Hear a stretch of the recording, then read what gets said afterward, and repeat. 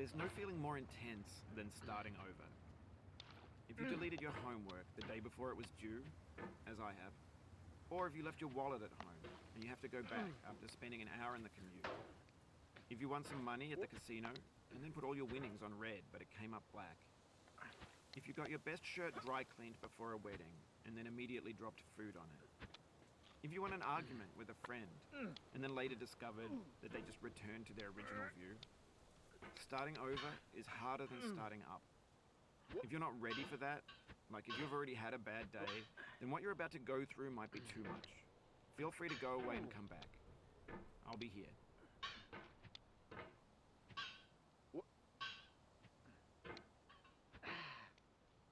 Alright, thanks for coming with me on this trip. I'll understand if you have to take a break at any point. Just find a safe place to stop and quit the game. And don't worry, I'll save your progress, always. Even your mistakes. This game is a homage to a free game that came out in 2002, titled Sexy Hiking. The author of that game was Jazuo, a mysterious Czech designer who was known at the time as the father of B games. And B games are rough assemblages of found objects. Designers slap them together very quickly and freely, and they're often too rough and unfriendly to gain much of a following. They're built more for the joy of building them than as polished products.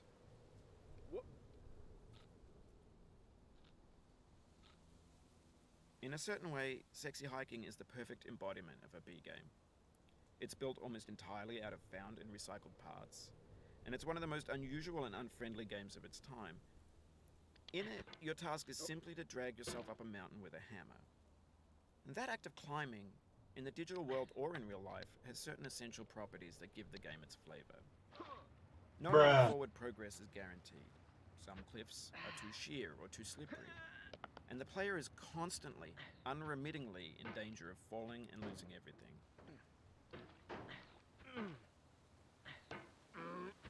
Anyway, when you start Sexy Hiking, you're standing next to this dead tree that blocks the way to the entire rest of the game. It might take you an hour to get over that tree, and a lot of people never got past it. You prod and you poke at it, exploring the limits of your reach and your strength, trying to find a way up and over. And there's a sense of truth in that lack of compromise. Most obstacles in video game worlds are fake. You can be completely confident in your ability to get through them once you have the correct method or the correct equipment or just by spending enough time. In that sense, every pixelated obstacle in Sexy Hiking is real.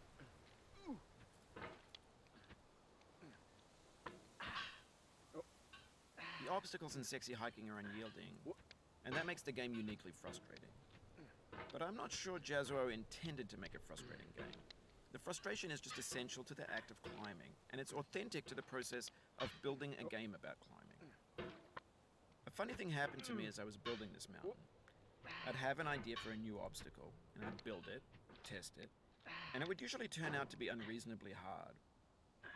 But I couldn't bring myself to make it easier. It already felt like my inability to get past the new obstacle was my fault, as a player rather than as a builder. Imaginary mountains build themselves from our efforts to climb them, and it's our repeated attempts to reach the summit that turns those mountains into something real.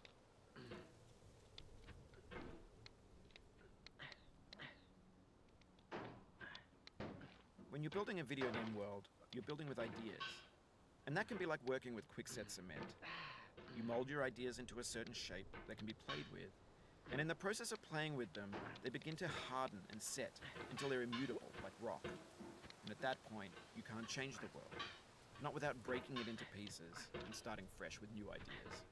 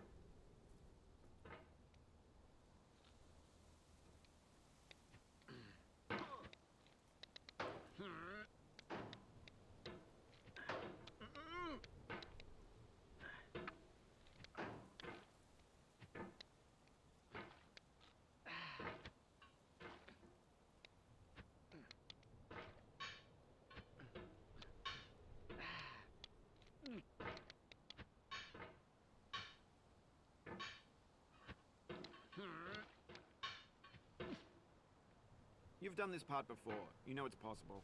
Just do what you did the first time.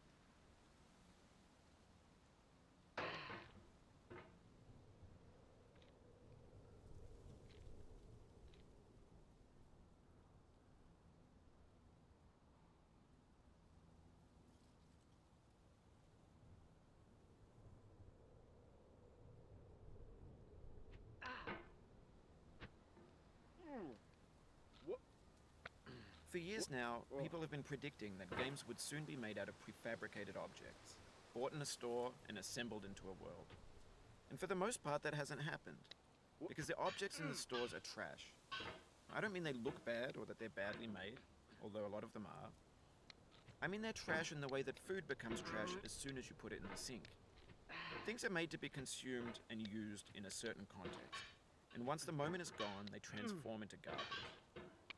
In the context of technology, those moments pass by in seconds. Why you bully me?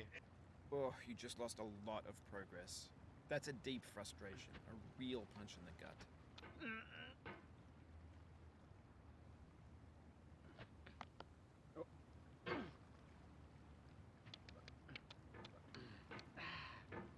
Oof, sorry about that.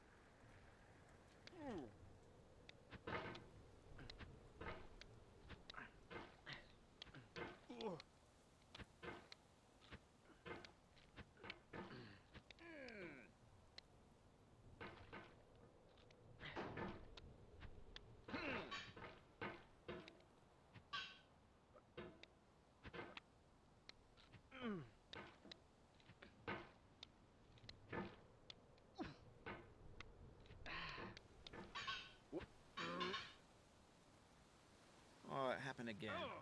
Nope. Keep on trying. Don't let it get to you. This thing that we call failure is not the falling down, but the staying down. Mary Pickford.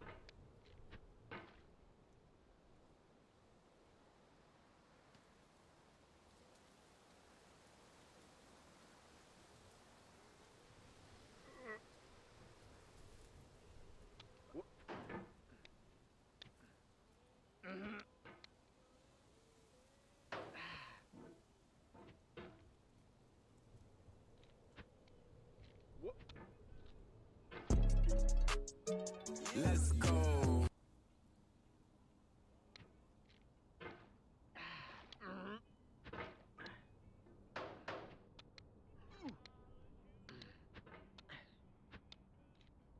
Over time, we've poured more and more refuse into this vast digital landfill that we call the internet. It now vastly outnumbers and outweighs the things that are fresh and untainted and unused. When everything around us is cultural trash, trash becomes the new medium, the lingua franca of the digital age. And you can build culture out of trash. But only trash culture. Be games, be movies, be music, be philosophy. Help me. Maybe this is what digital culture is. A monstrous mountain of trash, the ash heap of creativity's fountain. A landfill with everything we ever thought of in it. Grand, infinite, and unsorted.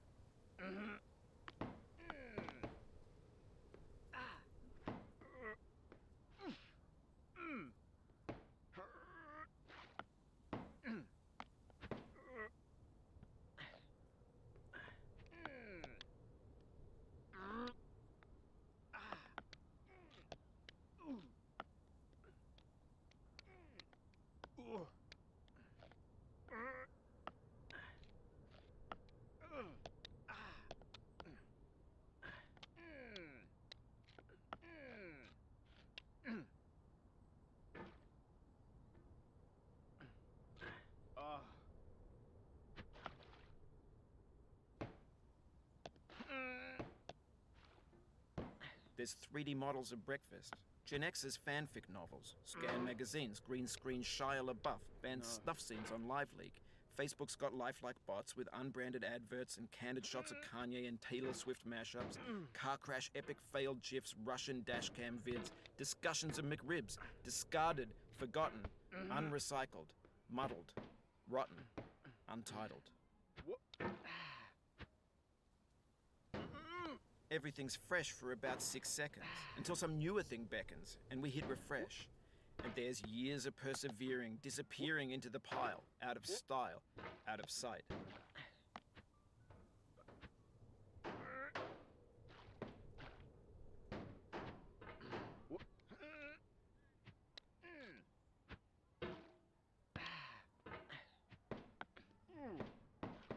In this context, it's tempting to make friendly content that's gentle, that lets you churn through it but not earn it. Why make something demanding if it just gets piled up in the landfill, filed in with the bland things.